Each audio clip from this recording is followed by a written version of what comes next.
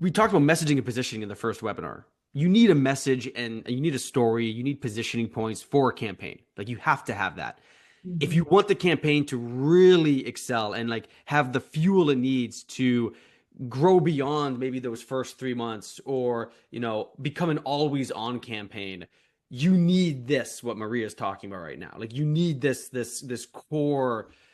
I'm trying to think of a good analogy off the top of my head, but like this is like, fundamental to like an engine. Like if you're building a revenue engine, like we're all building, if you're missing this piece to the engine, it's really just not gonna, it's either gonna fail at some point or it's gonna be really sluggish in its performance. Yep. Couldn't agree more. And I have a love-hate relationship with this slide for reasons we've talked about. There's no really like surprises here when it comes to brands and what archetypes they relate to, which is why we created a B2B example in the next slide. But this helps you visualize the 12 archetypes. And, like we're mentioning, the best brands are rooted in a central archetype or theme. But remember that it's not like black and white. Like you're not just one archetype.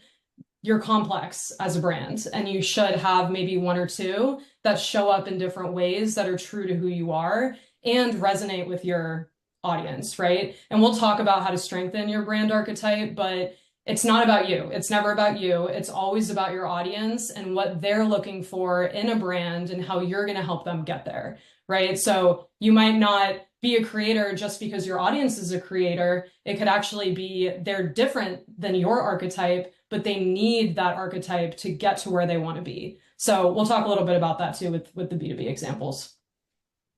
To help you transition to the next slide, I was responsible for a whole brand refresh at Drift a few years ago, and we did exactly that, Maria. We combined two of these archetypes together, and we used it, or we named it the Maverick Creator. So it's probably closest to Outlaw on this slide, where you see Harley Davidson. So it's the Maverick Creator, and we use that to create a true identity, a persona for the brand.